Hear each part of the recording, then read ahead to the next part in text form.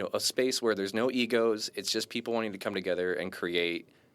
I know a lot of people that wanted to be professional filmmakers, had that big dream of moving out to LA and doing it all. And some of them even did, and then they moved home and they got a day job, and they're like, actually, I like comfort and I like having reliability in my job, but they miss filmmaking. And it's like, well, just like community theater for that person that dreamed of being the next Audrey Hepburn or whatever, they can join this group and still get a taste of it, still feel their love for filmmaking, and still have like the rest of their life be how they want it. So kind of live best of both worlds, and I want to give that to people.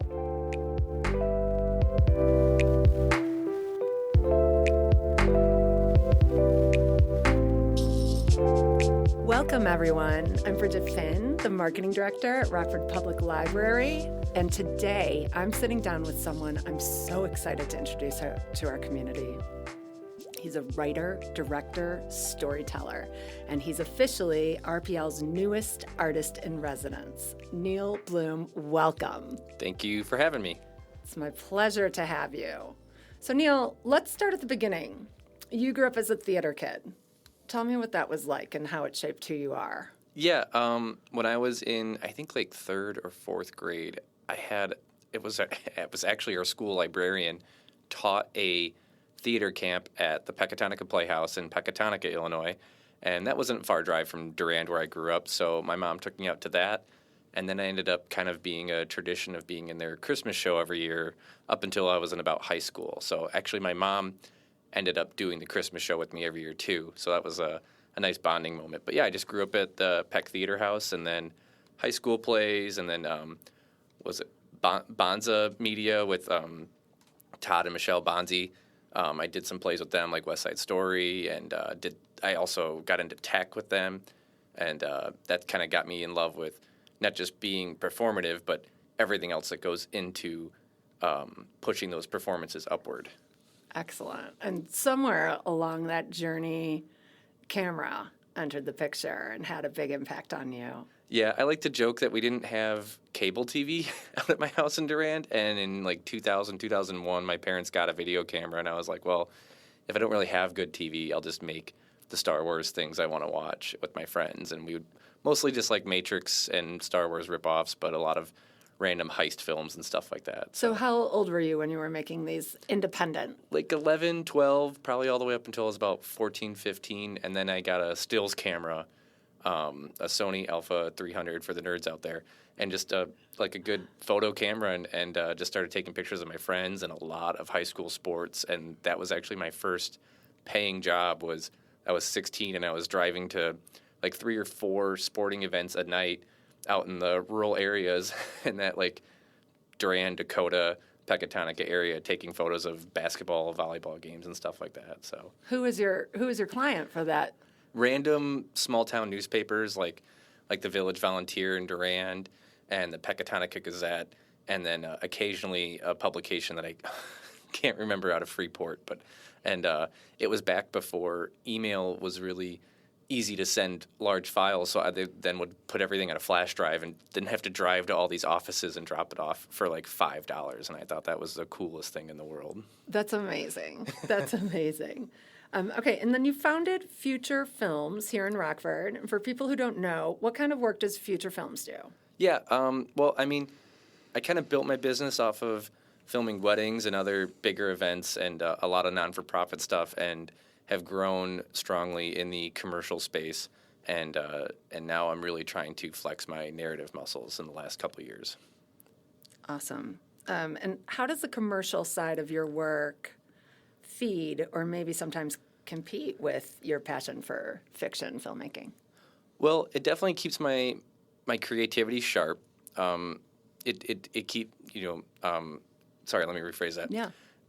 The narrative stuff helps keep my creativity sharp for my narrative or for my commercial work, and then the commercial work, the narrative films cost money, and they don't really make a ton of money in the ways I'm doing it in the independent world. So, you gotta keep the lights on somehow, and I'm grateful for every client I have that lets me be creative and helps keep my lights on so I can keep doing the narrative stuff. Very cool. you're not just making films. You're building something bigger here. Tell us about Forest City Cinema Community. Where did that idea come from? Yeah, well, it kind of came from just being a theater kid.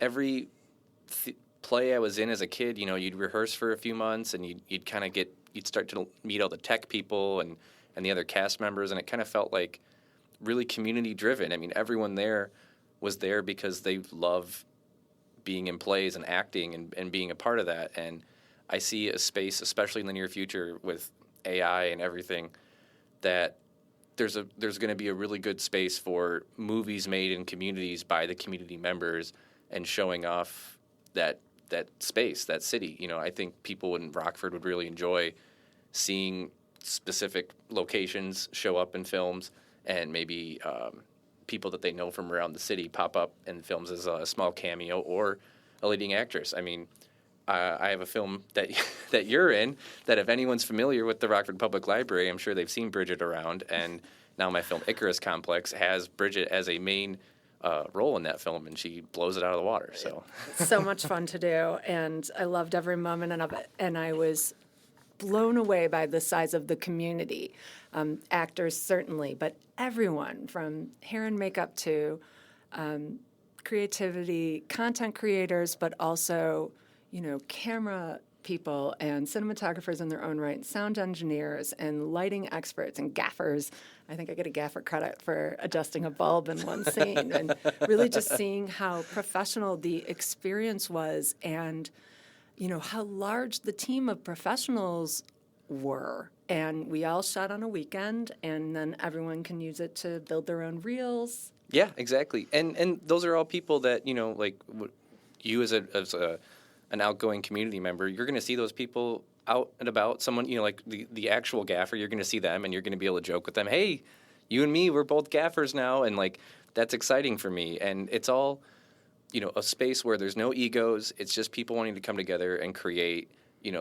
I know a lot of people that wanted to be professional filmmakers, had that big dream of moving out to LA and doing it all. And some of them even did. And then they moved home and they got a day job, and they're like, actually, I like comfort and I like having reliability in my job, but they miss filmmaking. And it's like, well, just like community theater for that person that dreamed of being the next Audrey Hepburn or whatever, they can join this group and still get a taste of it, still feel their love for filmmaking, and still have like the rest of their life be how they want it. So kind of live best of both worlds, and I want to give that to people. I love that. I also recognize that Rockford's cost of living is really favorable, and I think that lends to its being a landing spot for really, really talented artists. I think that artists come here and can afford to live here and pursue their passions, and I feel like our pool of filmmakers is probably deeper than some of the larger cities that are more expensive to live in. We have, I am so lucky that I have the people that want to come out and stand next to me and work on these films. I mean, Matt Berg, Tanya Medina, Alyssa DuSavage, Jason Pomavongza, Tom Doherty, all of these great people, like, they just believe in me, and they're constantly texting me and just amping me up, or just like my friend Kristen, she listens to me yap all the time. She wrote Dichotomy DNA, a film that'll be screening on May 30th. She wrote that for me, and like, she just constantly takes my phone calls to listen to me talk about these ideas I have and help me write. So, I mean, it's insane the amount of creativity we have out in this city. One of the coolest things, and it's something that you touch on, you have in this interview already, is that you are all about ego-free sets and putting the project first. Where does that philosophy come from? I had a really awesome professor at Rock Valley College. His name was Brian Shelton, and he had a certain flavor of him that was always interesting. But one of my favorite lessons I ever got from him was that he had a sign up in the control room when we learned news broadcasting, and it said, no egos here. And I just always appreciated that, because I feel like, egos create bullies, and there's no room on a film set for a bully. And you got to be direct with people. There's no passive aggression. You just got to tell people what it is, what we're doing, and rising tides raise all ships. So let's just move forward together. I will say this until I'm blue in the face. You can go fast alone, or you can go far together. And with an ego, you'll eventually be alone. And there's no room for that here. I think it's interesting, but I have to believe it's a unique perspective. I think in filmmaking in Tinseltown, it is fairly ego-driven. Well, everyone wants to be an auteur, and I want to, for City Cinema Community, I wanted it separate from my business. I wanted it separate from my name, because someday I might not be involved in it, and I would love the idea of it still being here when I'm not. And I'm not saying in death, I'm just saying like career-wise or whatever. I think I would be so proud if maybe 20 years from now I move away for whatever reason, or I just can't be involved in it anymore, and then 10 years after that, it's still here. Like, that would be so cool. That would be amazing, an amazing legacy. Let's talk about Rockford Public Library. How did this artist-in-residence relationship come about? Someone asked me that today, and I was like, when I was 19, I said yes to a lot of volunteer work filming a fundraising event, and then that's how we met. And there it is. Like, you plant the seeds young and work hard at them, and you just keep saying yes to things, and you just keep doing what you're doing, and if you work hard, good things will happen to you. And I don't really know exactly how it all came about. It was just kind of proposed to me one day. I didn't know that it was even a thing. And then as soon as we started talking about it, I was like, yes, absolutely yes. Whatever this is, I'm in for it, because it perfectly aligns with what I'm trying to build. I love your answer, and I'd like to give the Rockford Public Library a response, if I may. I did work with you years and years ago on some fundraising videos that we were challenged to do, and loved that experience and knew you as an idea guy. And when I began to hire videographers for different TV spots or videos we needed, I thought of you right away because of your good ideas. So what I found when I approached you was that you were so community-minded, that you were willing to, shoot really high-quality pieces within our budget, which is incredibly strained. So I think it took, not only having such a talented filmmaker work with us, but someone who cared about our ability to message well. And we got that with you and a few other video providers. But I laugh that my first TV spot I shot for the library since I became the marketing director was done by you. It was a summer reading challenge television spot, and it will be retired this year and replaced with the 2026 summer reading challenge television spot, which you have done for us this year. Yeah. So for that, full I'm circle. overjoyed. Right. And it's crazy. I've just always had a passion for libraries, because before my family moved out to Durand, when I was just a little kid, I think I might have been 6 when we moved to Durand, but we first lived in Rockton, Illinois. And I would ride a little pedal fire truck to the library with my mom. Well, she wasn't in it. I was in it, and she would walk next to me.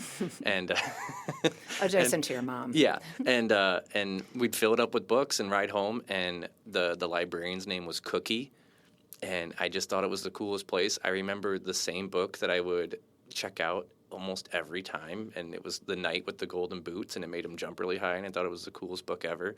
And it was just a wonderful place. I remember going to story times there, and it was a place where, my creativity really, they watered that seed like crazy as a little kid.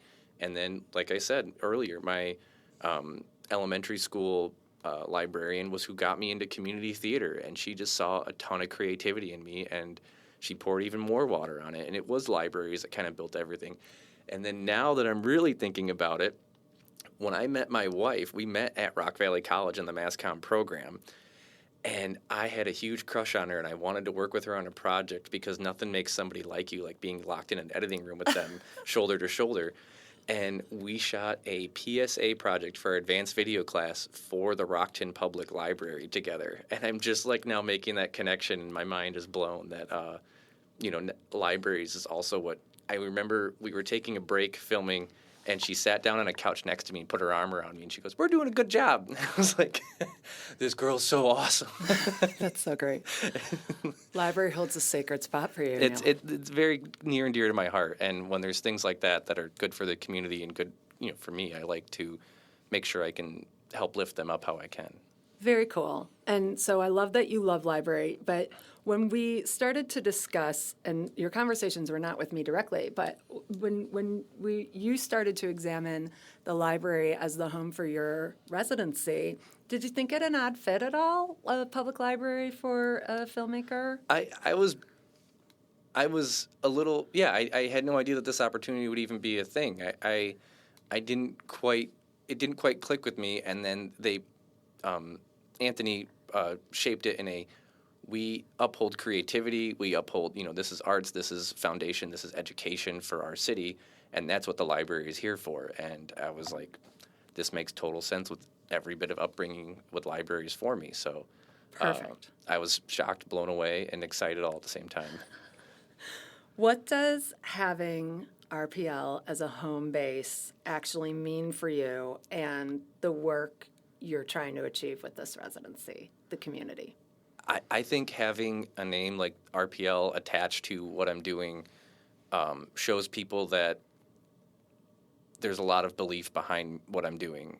There's some weight to what I'm trying to do. I'm not just somebody with a dream that wants to sit there and talk about it. I'm someone that's actually going to do it. And if the library didn't believe in me, they wouldn't give me this opportunity. And it means so much to me that they see what I see and that they know that I'm going to do it. The past few years, I've really started to think about the people that like to talk about the movie they want to make someday, and then they're like, "Well, I talked about it, and that fulfilled me enough." And I'm like, "No, now that I'm thinking about this film, it needs to get done, or I'm going to go crazy." And having the library behind me on that, I think, will help other people get behind me on that.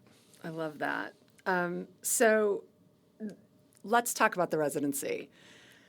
You will be afforded a place to work at the Nordlof Center, a place to screen your films, and then you will also be offering some classes and workshops in both fundamental and more advanced filmmaking. Yep, yeah.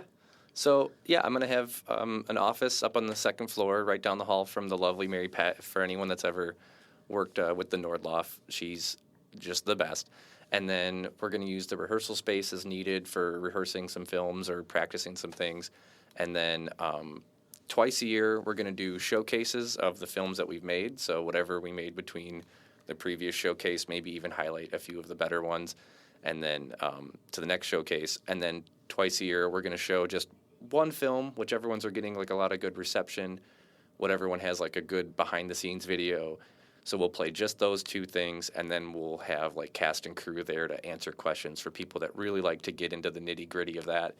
And then a few times a year, we're going to teach classes from basic and intermediate filmmaking techniques. And that's kind of, also a good way to just, if anyone wants to be involved with the Forest City cinema community, but doesn't know anything about filmmaking, come to his class and we'll teach you how to do script notes, or we'll teach you how to carry a C-stand or hang a light or any of those things where, you can have one of those positions on set where you're still a huge part of the day, but without the responsibility of being, the camera operator or cinematographer, gaffer, director, all of those bigger roles that might seem intimidating at first. I really love that aspect of education so that people can become involved in the community. And I wanted to ask you the question, if you were an enthusiast, if you do have experience making film, how would you become a part of the community? How should people reach out? Yeah, right now we have a Facebook group, and there's a survey on there for cast and crew.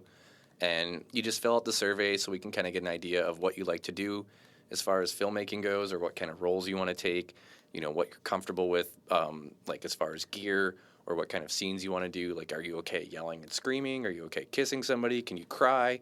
Or do you just want to be like a really happy barista that hands somebody a coffee and smile on camera, and there you go. Like that'd fill your cup. Like we want anyone, that's the beauty of it, is like there's a place for everyone's comfort level with what they can do.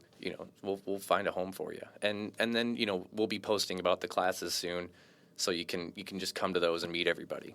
And outside of building the Forest City cinema community, what do you hope to gain with the classes? Just, again, basics? Yeah, just some basics, like how to, like I said, do script notes, how to be an assistant director even, what are all of the roles on a set? Because there are so many, there's literally one person that just takes the memory cards from the camera, puts them into a computer, dumps the footage, and it seems like the smallest of jobs, but really if that person messes it up, everyone else's work is gone. And, so it's super important, and just knowing what all those super important little jobs are, will help people find a place, whether they want to work with Forest City whether they want to work with Forest City Cinema or not, or just do their own thing, like, that's fine. Yeah, very cool, very cool. All right, let's talk about May 30th. We've got the showcase, 5 of your short films screening at the J.R. Sullivan Theater at RPL's Nordlof Center. Set the scene for us. What's the evening going to feel like? It's going to be a celebration of exactly what I'm trying to build, which is community filmmaking. So, we're going to play all 5 films. I'm going to introduce them, and then afterwards I'll kind of give a little bit of insight about them and probably some accolades to everyone that helped out on it that's there. And just a strong celebration of what it means when passion and community come together to create something bigger than themselves. Okay, let's go through the films.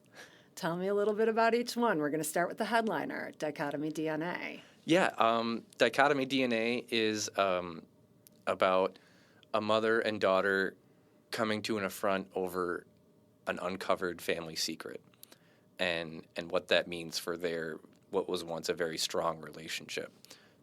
That's all I can really say about it at the time, but that was filmed with Natalie Morgan and Emily Urenval, 2 of people who Emily I've worked with for almost 10 years now on some commercial stuff and a few creative small projects, and Natalie, who I just started working with within the last year. So it's really cool seeing, my seasoned veteran working with my rookie in a sense, and but neither of them, it just feels like we've been working together for a long time with both of them. So very cool, yeah. Very cool.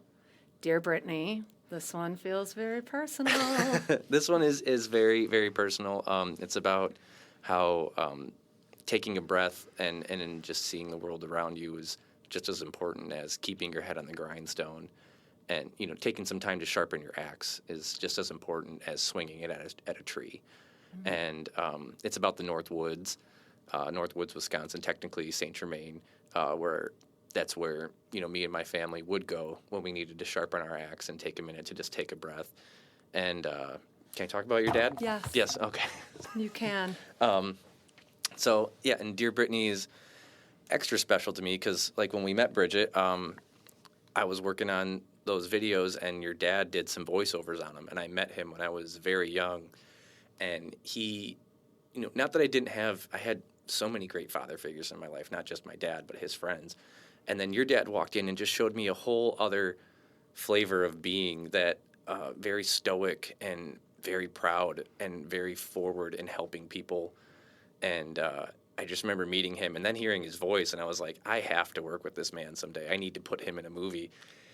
And then a million years later, I wrote this film, and I knew that there was going to be a voiceover in it, and I was like, this guy has to do it. And it meant a lot to me that I got to come out and capture his voice one more time before we lost him. Before we lost him. Because he was an amazing person.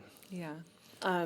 Beautiful. It was something he was very honored to participate in, and I'm excited to see the film on the big screen.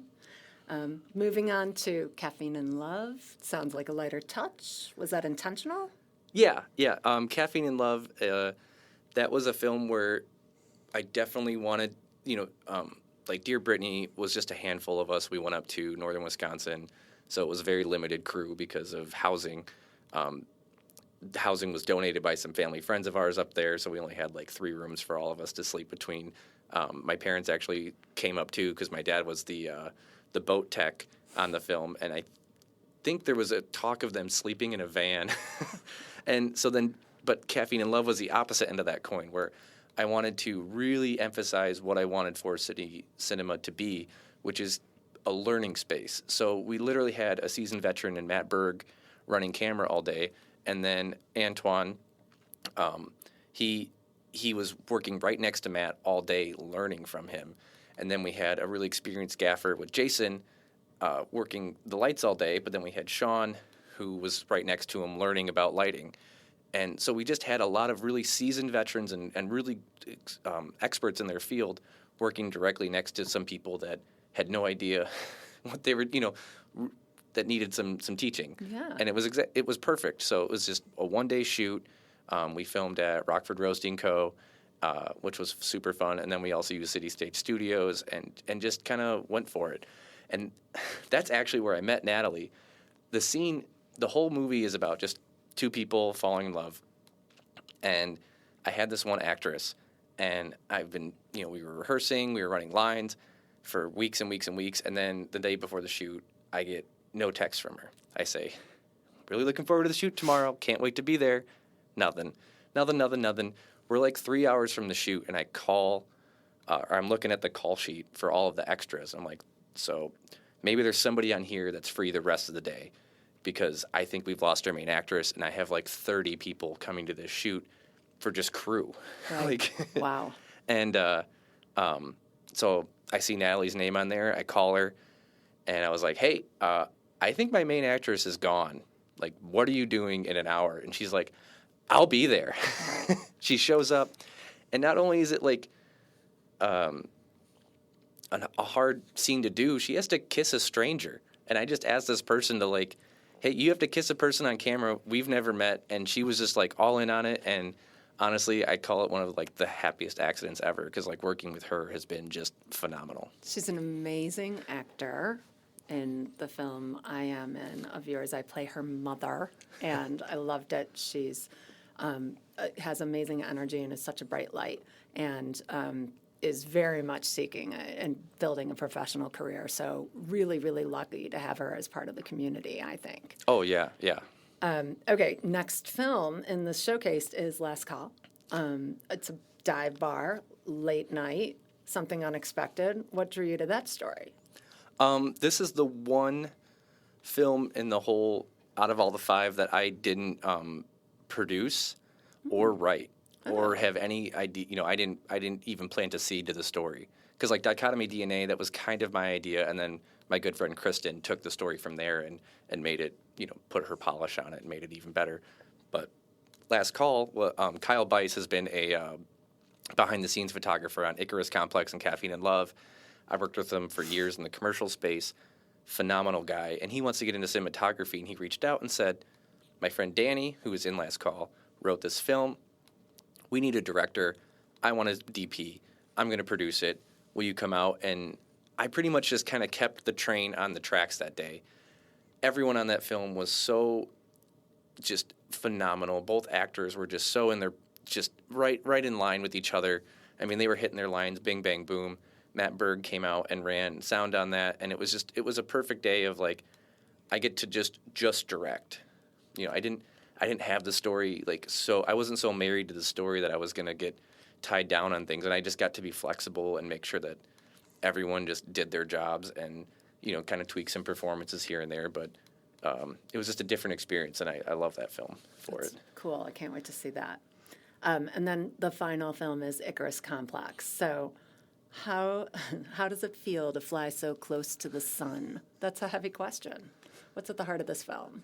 Yeah, it's just a little bit about imposter syndrome and a little bit about when you actually get your dream, is it everything you thought it would be, and how to deal with that and the pressures of the world spinning around you when you just needed to take a breath, kind of in tune with Dear Brittany a little bit.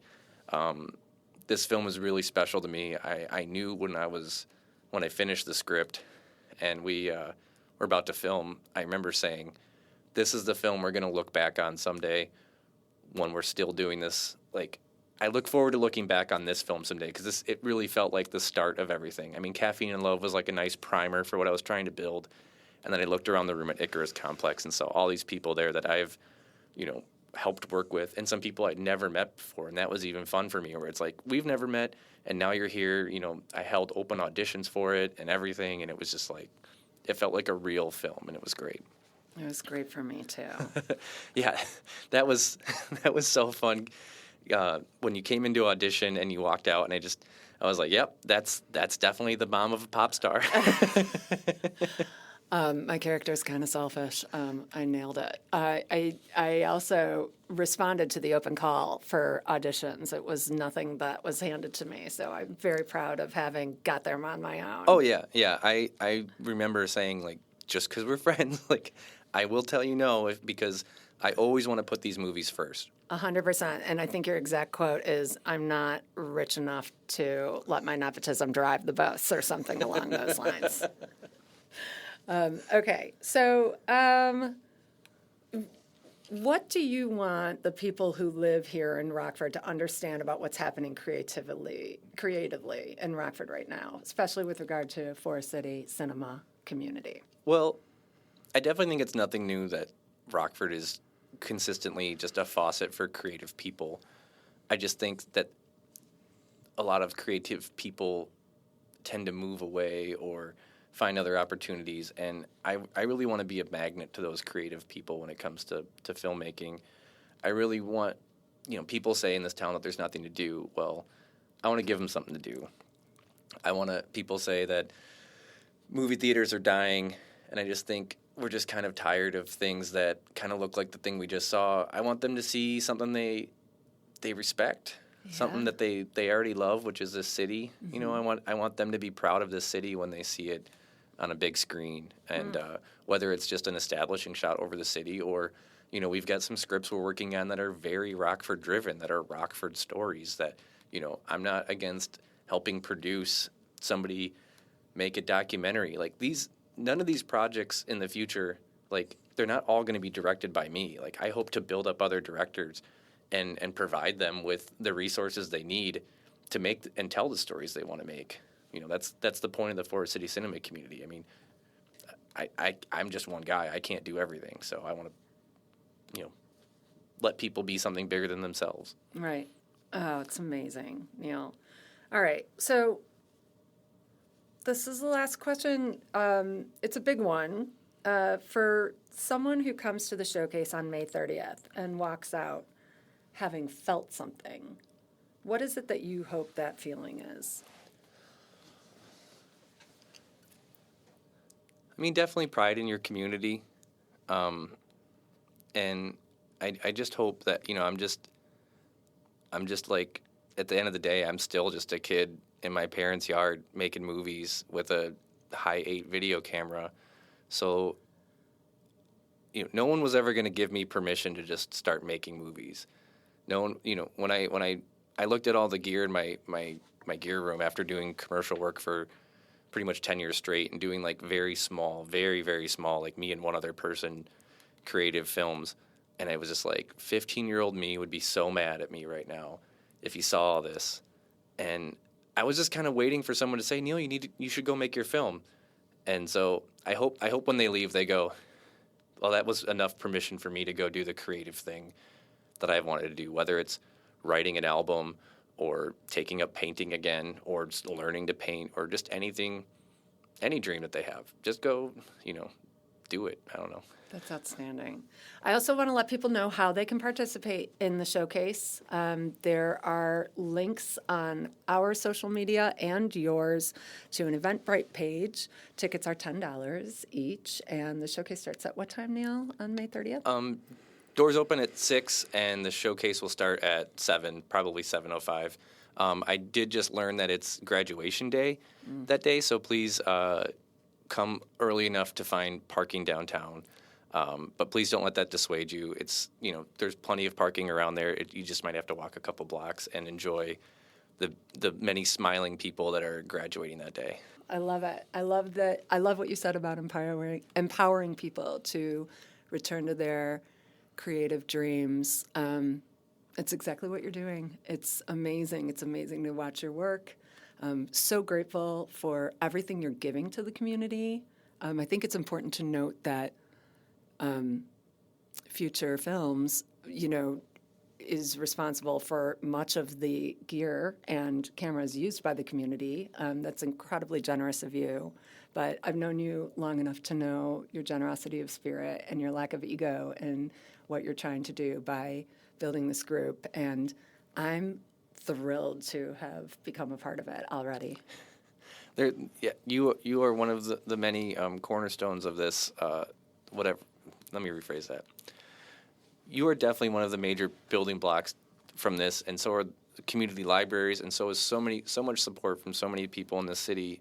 I grew up in a small town and moved to this town when I got married, and I felt so much draw to just so many people in this town for creative endeavors that I know I'm in the right place.